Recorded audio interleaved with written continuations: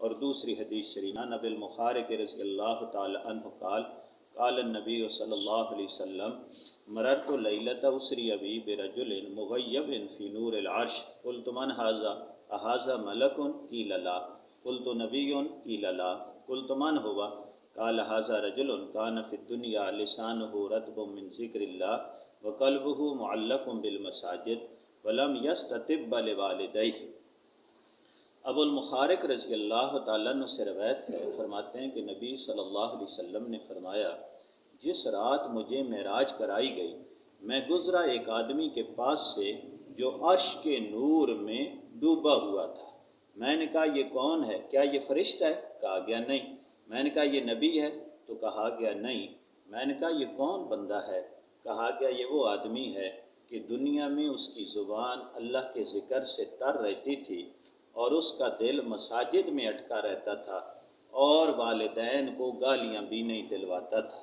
تین باتیں اللہ رب العزت نے معراج کے موقع پہ دیکھا، ایک بندہ عرش کے نور میں ڈوبا ہوا ہے، نور ہی نور، اور نور بھی عرش کا عام نور نہیں، اللہ کے عرش کا نور سب نوروں سے بڑا ہے، 200 نور میں ڈوبا ہوا ایک بندہ ہے۔ تو نبی علیہ السلام فرماتے ہیں میں نے پوچھا، ساتھ جبرائیل علیہ السلام چونکہ تھے تو ان سے پوچھا یہ بندہ کون ہے؟ یہ کوئی فرشتہ ہے اتنا نورانی؟ تو انہوں نے کہا جی فرشتہ نہیں ہے۔ میں نے کہا کوئی نبی ہے؟ اتنا بڑا نور اللہ نے ان کو عطا فرمایا ہے۔ تو جبرائیل علیہ السلام نے عرض کی یہ نبی بھی نہیں ہے۔ تو پھر میں نے کہا یہ کون سا بندہ ہے؟ تو 3 صفتیں اس بندے کی ذکر کی جو اللہ کے عرش کے نور میں ڈوبا ہوا تھا۔ فرمایا یہ بندہ ایسا ہے جو 3 کام کرتا ہے۔ ایک کام یہ کہ اس کی زبان ہر وقت اللہ کے ذکر سے تر رہتی ہے۔ دوسرا کام اس کا یہ ہے کہ اس کا دل ہر وقت مسجد کے ساتھ لگا رہتا ہے۔ اور تیسرا اس کا کام یہ ہے کہ یہ اپنے والدین کو گالیاں نہیں دلواتا۔ تینوں پر تھوڑی تھوڑی بات کرتا ہوں، یعنی ذکر ہر وقت۔ نبی علیہ السلام نے فرمایا ہر وقت تیری زبان اللہ کے ذکر سے تر رہے، بندہ ہر وقت اللہ کا ذکر کرتا رہے۔ دیکھیں بھائی ذکر میں نے جس طرح عرض کیا کہ ہر حالت میں ہم کر سکتے ہیں، وضو ہے تب بھی، نہیں ہے تب بھی، گنجائش ہے بیٹھ کر ذکر کرنے کی تو اچھی بات ہے، نہیں تو چلتے پھرتے بندہ ذکر کر سکتا ہے۔ ذکر تو بندہ ہر حالت میں کر سکتا ہے۔ اب یہ بات ہے کہ ذکر کون سا کرنا چاہیے، اس پر کئی دن انشاءاللہ بات چلے گی۔ پہلے اس طرح ہوتا تھا نا جی، لوگ اللہ والوں کی بیعت کرتے تھے۔ ایک ہمارے ذہن میں تصور ہے پیر، یہ جس کو آپ لوگ ملنگ کہتے ہیں، یہ پورے شیطان ہوتے ہیں، یہ پیر نہیں ہوتے، شریعت ان کو پیر نہیں مانتی۔ جس کو آپ لوگ ملنگ کہتے ہیں، ہمارے ذہن میں تصور یہ ہے کہ جو چرس پیے، بھنگ پیے، ننگا تڑنگا بیٹھا رہے، گندا ہو، نہ نہائے نہ دھوئے، کہ پیر ہے۔ یہ پیر نہیں ہوتے، یہ شیطان ہوتے ہیں۔ یہ ملنگ لوگ جن کو آپ کہتے ہیں یہ پیر نہیں ہے۔ اہل اللہ جو ہوتے ہیں، اللہ والے، صحیح عقیدہ سنت پر عمل، اس کو پیر کہتے ہیں۔ وہ شاید اب بھی الحمدللہ اہل اللہ بہت موجود ہیں۔ پہلے اس طرح ہوتا تھا نا جی، ہر بندہ کسی نہ کسی اللہ والے سے بیعت ہوتا تھا، اور یہ بڑی ضروری بات میں آپ کو بتا رہا ہوں کہ کسی اللہ والے سے بیعت کرنا بڑا ضروری ہے۔ بندہ ان کی نگرانی میں آ جاتا ہے، ان کی دعائیں لیتا ہے، پھر اس کی ترتیب پر بندہ چلتا ہے، یہ بڑا ضروری ہے۔ اپنی مرضی سے تو شیطان چلتا ہے، یہ انسانیت میں تصور نہیں ہے انسانوں میں کہ وہ اپنی مرضی سے چلے۔ اگر یہ تصور ہوتا نا تو اللہ رب العزت انبیاء کرام کو کبھی نہ بھیجتے۔ اللہ نے انسانوں کو انسانوں کی اطاعت میں لگایا ہے، یہ اللہ کا قانون ہے کہ انسان دوسرے بڑے انسان کی اطاعت میں اپنا وقت گزاریں، تب اللہ کی اطاعت نصیب ہوگی۔ اب میں سمجھوں میں ہوں، آپ سمجھے میں ہی ہوں، تیسرا سمجھے جو میں سمجھتا ہوں وہ تو کوئی بھی نہیں سمجھتا، یہ اللہ کا قانون نہیں ہے۔ اسی لیے تو اللہ نے انبیاء کرام بھیجے۔ میں اب بھی کہہ رہا ہوں کہ صحیح العقیدہ سنت پر عمل کرنے والے کسی اللہ والے سے بیعت کرنا یہ بہت ضروری ہے۔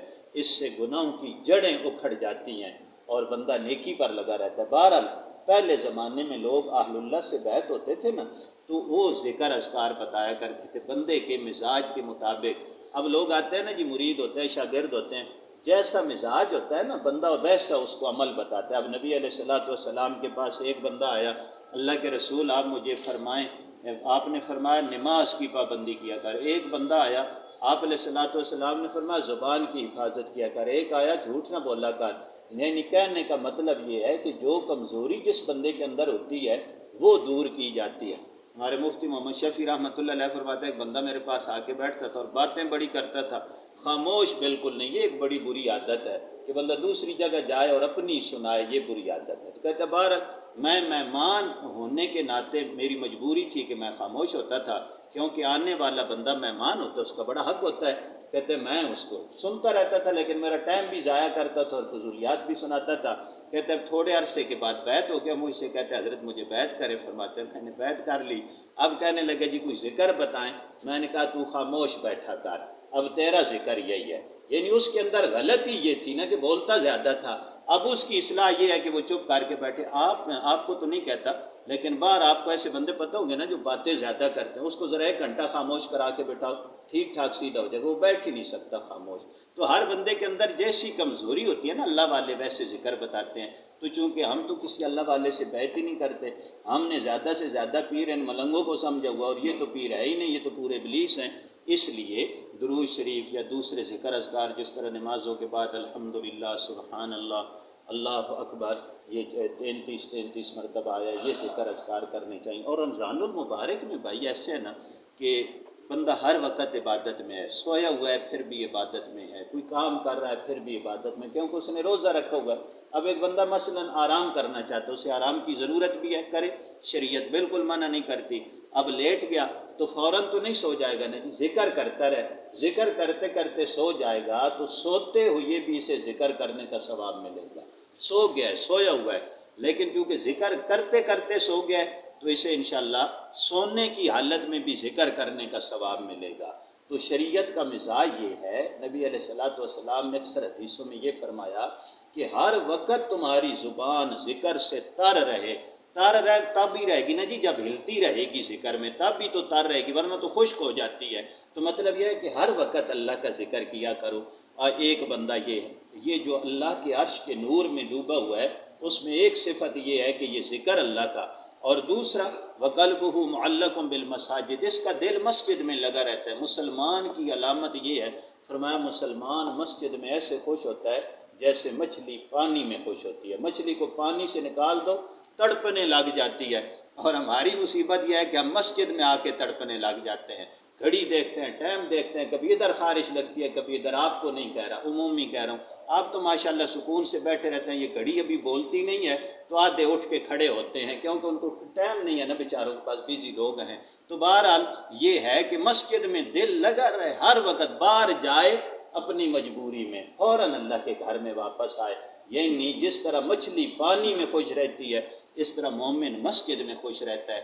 جس طرح مچھلی کو پانی سے نکال دو تڑپ جاتی ہے، اس طرح مسلمان مسجد سے باہر، لیکن مسجد کے اندر آ کے بھائی مسجد کے آداب کا لحاظ رکھنا بھی بہت ضروری ہے، یہ ایک بنیادی بات ہے۔ فرمایا دوسری صفت اس میں یہ تھی، اور تیسری یہ اپنے والدین کو گالیاں نہیں دلواتا تھا۔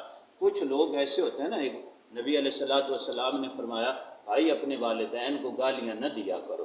تو صحابہ کرام نے عرض کیا اللہ کے رسول کون بد نصیب ہے جو اپنے والدین کو گالیاں دے؟ اس زمانے میں تو یہ تصور بھی نہیں تھا نا جی، اب تو مارتے بھی ہیں، اولاد اپنے والدین کو مارتی بھی، اللہ سب کو نیک اولاد عطا فرمائے۔ پرانے زمانے میں یہ تصور بھی نہیں تھا، فرمایا والدین کو گالیاں نہ دیا کرو۔ کہ اللہ کے رسول کون بد نصیب ہے جو اپنے والدین کو گالیاں دے گا؟ فرمایا تم کسی کے والدین کو گالی دو گے وہ تمہارے والدین کو دیں گے، یہ بالکل ایسے ہے کہ تم نے خود اپنے والدین کو گالی دی۔ تو اس لیے والدین کو گالیاں نہ دلوانا، مطلب یہ ہے کہ کسی کو تم برا بھلا نہ کہا کرو کہ وہ پھر تمہارے بڑوں کو برا بھلا کہیں۔ آج کل بھی آپ کو پتہ ہے نا جی، کوئی بچہ شرارت کرتا ہے تو 2 باتیں فوراً پوچھ، اور کس نہ پوتو رہے ہو، پہلی بات یہ پوچھتے ہیں، اور کیڑا استاد ہوا تو یہ پڑھانا ہے؟ استاد تو پڑھائے گا کہ استاد کے پاس آئے گا، 24 گھنٹے تو آپ کے پاس ہوتا ہے، لیکن یہ 2 سوال بڑے پکے ہوتے ہیں۔ کس نہ پتر فلانے نہ ہو، کیڑا استاد ہوا تو استاد ہے پڑھانا ہے۔ اپنے بچوں کو بھی ہم کبھی کبھی جو ہے نا اپنی غلطی نہیں گنتے اور استاد کی گنتے ہیں، کہتے ہیں اور تو استاد ہے پڑھانے ہونا۔ تو مطلب یہ ہے کہ والدین اور استاد فوراً گنے جاتے ہیں ہر بات میں۔ جو کمزوری بندے میں ہوگی لوگ یا اس کے والدین کو یاد کریں گے یا اس کے استادوں کو یاد کریں گے۔ اس لیے فرمایا کسی کے والدین کو برا بھلا نہ کہا کرو، کہ پھر وہ بدلے میں تمہارے والدین کو برا بھلا کہیں۔ اب کوئی بندہ کسی کو مثال کے طور پہ نعوذ باللہ ماں کی گالی دیتا، اللہ نہ کرے، وہ آگے سے اس کو ماں کی گالی دے گا۔ اب یہ ایسے ہے کہ اس نے خود اپنی ماں کو گالی دی ہے۔ اس لیے کسی کے بارے میں برے الفاظ بندہ بالکل استعمال نہ کرے، کسی کو گالی نہ دے، کسی کو برا بھلا نہ کہے۔ وہ آگے سے جواب دے یا نہ دے، لیکن آپ نے کسی کو برا نہیں کہنا۔ اور اگر کسی کو کہا، اس نے آگے سے آپ کو کہہ دیا، آپ کے ماں باپ کو گالی ملی، تو مطلب یوں ہوا کہ آپ نے خود اپنے والدین کو گالی دی ہے، اور یہ کتنا بڑا گناہ ہے۔ گالی دینے والا اللہ کی نظر میں گر جاتا ہے۔ ہم تو باتوں باتوں میں بھی گالیاں دیتے ہیں نا جی، جانوروں کو بھی دیتے ہیں، سارے کا مرغیاں بھی ہوں ان کو بھی دیتے ہیں۔ یہ بہت گندی عادت ہے، اس کو ختم کرنا چاہیے۔ اور ہمارا چونکہ یہ مزاج بنا ہوا ہے، مسجد میں بھی ہمارے منہ سے کبھی ایسی بات نکل جاتی ہے، اس کو بالکل چھوڑنا چاہیے۔ لیکن کسی کے والدین کو گالی بالکل کسی کو بھی نہیں دینی چاہیے۔ وہ آگے سے گالی دے گا تو مطلب یہ ہے کہ آپ نے خود اپنے والدین کو گالی دی۔ تو فرمایا میں نے معراج کی رات ایک بندہ دیکھا جو اللہ کے عرش کے نور میں ڈوبا ہوا تھا۔ تو فرمایا یہ بندہ کون ہے؟ اس بندے میں 3 صفتیں تھیں۔ ایک یہ کہ ہر وقت اس کی زبان اللہ کے ذکر سے تر رہتی تھی، اور دوسرا یہ کہ اس کا دل ہر وقت مسجد کے ساتھ لگا رہتا تھا، اور تیسری صفت یہ کہ وہ بندہ اپنے والدین کو گالیاں نہیں دیتا تھا۔ اللہ رب العزت ہر وقت وہی اللہ کے ذکر کی توفیق عطا فرمائے ہے۔ اور دوسری حدیث شریف میں عن ابی المخارق رضی اللہ تعالی عنہ قال قال النبی صلی اللہ علیہ وسلم مررت لیلۃ اسری بی برجل مغیب فی نور العرش قلت من ھذا اھذا ملک قیل لا قلت نبی قیل لا قلت من هو قال ھذا رجل کان فی الدنیا لسانہ رطب من ذکر اللہ وقلبہ معلق بالمساجد ولم یستتب لوالدیہ۔ ابو المخارق رضی اللہ تعالیٰ عنہ سے روایت ہے، فرماتے ہیں کہ نبی صلی اللہ علیہ وسلم نے فرمایا جس رات مجھے معراج کرائی گئی میں گزرا ایک آدمی کے پاس سے جو عرش کے نور میں ڈوبا ہوا تھا۔ میں نے کہا یہ کون ہے؟ کیا یہ فرشتہ ہے؟ کہا گیا نہیں۔ میں نے کہا یہ نبی ہے؟ تو کہا گیا نہیں۔ میں نے کہا یہ کون بندہ ہے؟ کہا گیا یہ وہ آدمی ہے کہ دنیا میں اس کی زبان اللہ کے ذکر سے تر رہتی تھی اور اس کا دل مساجد میں اٹکا رہتا تھا اور والدین کو گالیاں بھی نہیں دلواتا تھا۔ 3 باتیں اللہ رب العزت نے معراج کے موقع پہ دیکھا، ایک بندہ عرش کے نور میں ڈوبا ہوا ہے، نور ہی نور، اور نور بھی عرش کا عام نور نہیں، اللہ کے عرش کا نور سب نوروں سے بڑا ہے۔ 200 نور میں ڈوبا ہوا ایک بندہ ہے۔ تو نبی علیہ السلام فرماتے ہیں میں نے پوچھا، ساتھ جبرائیل علیہ السلام چونکے تھے تو ان سے پوچھا یہ بندہ کون ہے؟ یہ کوئی فرشتہ ہے اتنا نورانی؟ تو انہوں نے کہا جی فرشتہ نہیں ہے۔ میں نے کہا کوئی نبی ہے؟ اتنا بڑا نور اللہ نے ان کو عطا فرمایا ہے۔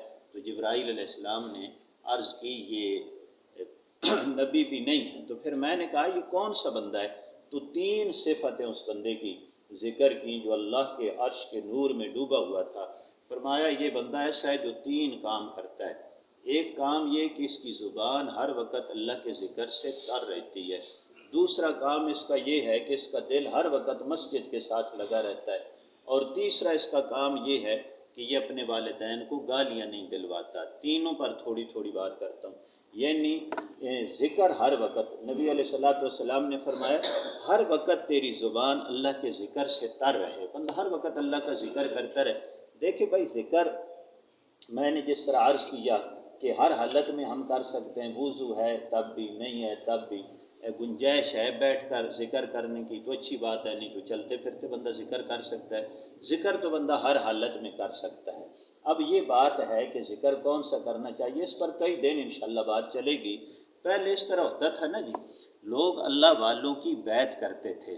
ایک ہمارے ذہن میں تصور ہے پیر، یہ جس کو آپ لوگ ملنگ کہتے ہیں، یہ پورے شیطان ہوتے ہیں، یہ پیر نہیں ہوتے، شریعت ان کو پیر نہیں مانتی۔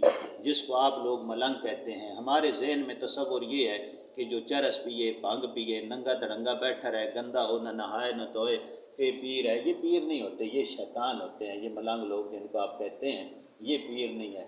اہل اللہ جو ہوتے ہیں، اللہ والے، صحیح عقیدہ سنت پر عمل، اس کو پیر کہتے ہیں۔ وہ شاید اب بھی الحمدللہ اہل اللہ بہت موجود ہیں۔ پہلے اس طرح ہوتا تھا نا جی، ہر بندہ کسی نہ کسی اللہ والے سے بیعت ہوتا تھا، اور یہ بڑی ضروری بات میں آپ کو بتا رہا ہوں کہ کسی اللہ والے سے بیعت کرنا بڑا ضروری ہے۔ بندہ ان کی نگرانی میں آ جاتا ہے، ان کی دعائیں لیتا ہے، پھر اس کی ترتیب پر بندہ چلتا ہے، یہ بڑا ضروری ہے۔ اپنی مرضی سے تو شیطان چلتا ہے، یہ انسانیت میں تصور نہیں ہے انسانوں میں کہ وہ اپنی مرضی سے چلے۔ اگر یہ تصور ہوتا نا تو اللہ رب العزت انبیاء کرام کو کبھی نہ بھیجتے۔ اللہ نے انسانوں کو انسانوں کی اطاعت میں لگایا ہے، یہ اللہ کا قانون ہے کہ انسان دوسرے بڑے انسان کی اطاعت میں اپنا وقت گزاریں، تب اللہ کی اطاعت نصیب ہوگی۔ اب میں سمجھوں میں ہوں، آپ سمجھے میں ہی ہوں، تیسرا سمجھے جو میں سمجھتا ہوں وہ تو کوئی بھی نہیں سمجھتا، یہ اللہ کا قانون نہیں ہے۔ اسی لیے تو اللہ نے انبیاء کرام بھیجے۔ میں اب بھی کہہ رہا ہوں کہ صحیح العقیدہ سنت پر عمل کرنے والے کسی اللہ والے سے بیعت کرنا یہ بہت ضروری ہے، اس سے گناہوں کی جڑیں اکھڑ جاتی ہیں اور بندہ نیکی پر لگا رہتا ہے۔ بہرحال پہلے زمانے میں لوگ اہل اللہ سے بیعت ہوتے تھے نا تو وہ ذکر اذکار بتایا کرتے تھے بندے کے مزاج کے مطابق۔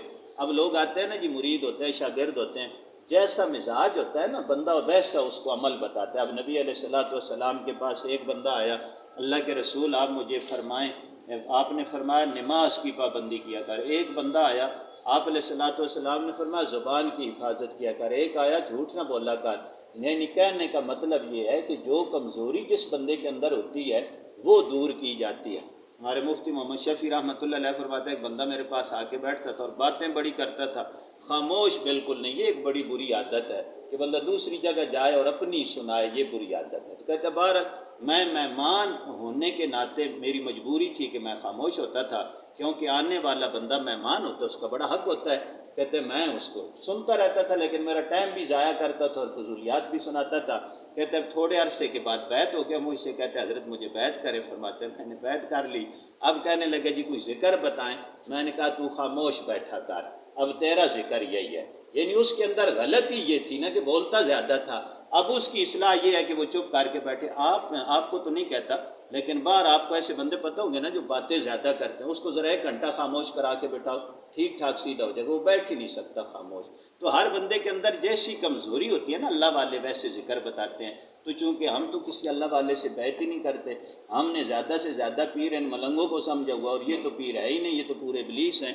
اس لیے درود شریف یا دوسرے ذکر اذکار جس طرح نمازوں کے بعد الحمدللہ، سبحان اللہ، اللہ اکبر، یہ 33 مرتبہ آیا، یہ ذکر اذکار کرنے چاہیے۔ اور رمضان المبارک میں بھائی ایسے ہے نا کہ بندہ ہر وقت عبادت میں ہے، سویا ہوا ہے پھر بھی عبادت میں ہے، کوئی کام کر رہا ہے پھر بھی عبادت میں، کیونکہ اس نے روزہ رکھا ہوا ہے۔ اب ایک بندہ مثلا آرام کرنا چاہتا ہے، اسے آرام کی ضرورت بھی ہے، کرے، شریعت بالکل منع نہیں کرتی۔ اب لیٹ گیا تو فوراً تو نہیں سو جائے گا، نہیں، ذکر کرتا رہے، ذکر کرتے کرتے سو جائے گا تو سوتے ہوئے بھی اسے ذکر کرنے کا ثواب ملے گا۔ سو گیا ہے، سویا ہوا ہے، لیکن کیونکہ ذکر کرتے کرتے سو گیا ہے تو اسے انشاءاللہ سونے کی حالت میں بھی ذکر کرنے کا ثواب ملے گا۔ تو شریعت کا مزاج یہ ہے، نبی علیہ السلام نے اکثر حدیثوں میں یہ فرمایا کہ ہر وقت تمہاری زبان ذکر سے تر رہے تب ہی رہے گی نا جی، جب ہلتی رہے گی ذکر میں تب بھی تو تر رہے گی، ورنہ تو خشک ہو جاتی ہے۔ تو مطلب یہ ہے کہ ہر وقت اللہ کا ذکر کیا کرو۔ اور ایک بندہ یہ ہے، یہ جو اللہ کے عرش کے نور میں ڈوبا ہوا ہے، اس میں ایک صفت یہ ہے کہ یہ ذکر اللہ کا، اور دوسرا وَقَلْبُهُ مُعَلَّقٌ بِالْمَسَاجِدِ، اس کا دل مسجد میں لگا رہتا ہے۔ مسلمان کی علامت یہ ہے، فرمایا مسلمان مسجد میں ایسے خوش ہوتا ہے جیسے مچھلی پانی میں خوش ہوتی ہے۔ مچھلی کو پانی سے نکال دو تڑپنے لگ جاتی ہے، اور ہماری مصیبت یہ ہے کہ ہم مسجد میں آ کے تڑپنے لگ جاتے ہیں، گھڑی دیکھتے ہیں، ٹائم دیکھتے ہیں، کبھی ادھر خارش لگتی ہے کبھی ادھر۔ آپ کو نہیں کہہ رہا، عمومی کہہ رہا ہوں، آپ تو ماشاءاللہ سکون سے بیٹھے رہتے ہیں، یہ گھڑی ابھی بولتی نہیں ہے تو آدھے اٹھ کے کھڑے ہوتے ہیں، کیونکہ ان کو ٹائم نہیں ہے نا بیچاروں کے پاس، بیزی لوگ ہیں۔ تو بہرحال یہ ہے کہ مسجد میں دل لگا رہے، ہر وقت باہر جائے اپنی مجبوری میں فوراً اللہ کے گھر میں واپس آئے۔ یعنی جس طرح مچھلی پانی میں خوش رہتی ہے اس طرح مومن مسجد میں خوش رہتا ہے۔ جس طرح مچھلی کو پانی سے نکال دو تڑپ جاتی ہے، اس طرح مسلمان مسجد سے باہر لیکن مسجد کے اندر آ کے بھائی مسجد کے آداب کا لحاظ رکھنا بھی بہت ضروری ہے، یہ ایک بنیادی بات ہے۔ فرمایا دوسری صفت اس میں یہ تھی، اور تیسری یہ اپنے والدین کو گالیاں نہیں دلواتا تھا۔ کچھ لوگ ایسے ہوتے ہیں نا، ایک نبی علیہ السلام نے فرمایا بھائی اپنے والدین کو گالیاں نہ دیا کرو، تو صحابہ کرام نے عرض کیا اللہ کے رسول کون بد نصیب ہے جو اپنے والدین کو گالیاں دے؟ اس زمانے میں تو یہ تصور بھی نہیں تھا نا جی، اب تو مارتے بھی ہیں، اولاد اپنے والدین کو مارتی بھی، اللہ سب کو نیک اولاد عطا فرمائے۔ پرانے زمانے میں یہ تصور بھی نہیں تھا، فرمایا والدین کو گالیاں نہ دیا کرو۔ کہ اللہ کے رسول کون بد نصیب ہے جو اپنے والدین کو گالیاں دے گا؟ فرمایا تم کسی کے والدین کو گالی دو گے وہ تمہارے والدین کو دیں گے، یہ بالکل ایسے ہے کہ تم نے خود اپنے والدین کو گالی دی۔ تو اس لیے والدین کو گالیاں نہ دلوانا، مطلب یہ ہے کہ کسی کو تم برا بھلا نہ کہا کرو کہ وہ پھر تمہارے بڑوں کو برا بھلا کہیں۔ آج کل بھی آپ کو پتہ ہے نا جی، کوئی بچہ شرارت کرتا ہے تو دو باتیں فوراً پوچھ، اور کس نہ پوتو رہے ہو، پہلی بات یہ پوچھتے ہیں، اور کیڑا استاد ہوا تو یہ پڑھانا ہے؟ استاد تو پڑھائے گا کہ استاد کے پاس آئے گا، 24 گھنٹے تو آپ کے پاس ہوتا ہے، لیکن یہ دو سوال بڑے پکے ہوتے ہیں۔ کس نہ پتر فلانے نہ ہو، کیڑا استاد ہوا تو استاد یہ پڑھانا ہے۔ اپنے بچوں کو بھی ہم کبھی کبھی جو ہے نا اپنی غلطی نہیں گنتے اور استاد کی گنتے ہیں، کہتے ہیں اور تو استاد ہے پڑھانے ہونا۔ تو مطلب یہ ہے کہ والدین اور استاد فوراً گنے جاتے ہیں ہر بات میں۔ جو کمزوری بندے میں ہوگی لوگ یا اس کے والدین کو یاد کریں گے یا اس کے استادوں کو یاد کریں گے۔ اس لیے فرمایا کسی کے والدین کو برا بھلا نہ کہا کرو کہ پھر وہ بدلے میں تمہارے والدین کو برا بھلا کہیں۔ اب کوئی بندہ کسی کو مثال کے طور پہ نعوذ باللہ ماں کی گالی دیتا، اللہ نہ کرے، وہ آگے سے اس کو ماں کی گالی دے گا۔ اب یہ ایسے ہے کہ اس نے خود اپنی ماں کو گالی دی ہے۔ اس لیے کسی کے بارے میں برے الفاظ بندہ بالکل استعمال نہ کرے، کسی کو گالی نہ دے، کسی کو برا بھلا نہ کہے، وہ آگے سے جواب دے یا نہ دے، لیکن آپ نے کسی کو برا نہیں کہنا۔ اور اگر کسی کو کہا اس نے آگے سے آپ کو کہہ دیا، آپ کے ماں باپ کو گالی ملی، تو مطلب یوں ہوا کہ آپ نے خود اپنے والدین کو گالی دی ہے، اور یہ کتنا بڑا گناہ ہے۔ گالی دینے والا اللہ کی نظر میں گر جاتا ہے۔ ہم تو باتوں باتوں میں بھی گالیاں دیتے ہیں نا جی، جانوروں کو بھی دیتے ہیں، سارے کا مرغیاں بھی ہوں ان کو بھی دیتے ہیں۔ یہ بہت گندی عادت ہے، اس کو ختم کرنا چاہیے۔ اور ہمارا چونکہ یہ مزاج بنا ہوا ہے، مسجد میں بھی ہمارے منہ سے کبھی ایسی بات نکل جاتی ہے، اس کو بالکل چھوڑنا چاہیے۔ لیکن کسی کے والدین کو گالی بالکل کسی کو بھی نہیں دینی چاہیے۔ وہ آگے سے گالی دے گا تو مطلب یہ ہے کہ آپ نے خود اپنے والدین کو گالی دی۔ تو فرمایا میں نے معراج کی رات ایک بندہ دیکھا جو اللہ کے عرش کے نور میں ڈوبا ہوا تھا۔ تو فرمایا یہ بندہ کون ہے؟ اس بندے میں 3 صفتیں تھیں۔ ایک یہ کہ ہر وقت اس کی زبان اللہ کے ذکر سے تر رہتی تھی، اور دوسرا یہ کہ اس کا دل ہر وقت مسجد کے ساتھ لگا رہتا تھا، اور تیسری صفت یہ کہ وہ بندہ اپنے والدین کو گالیاں نہیں دیتا۔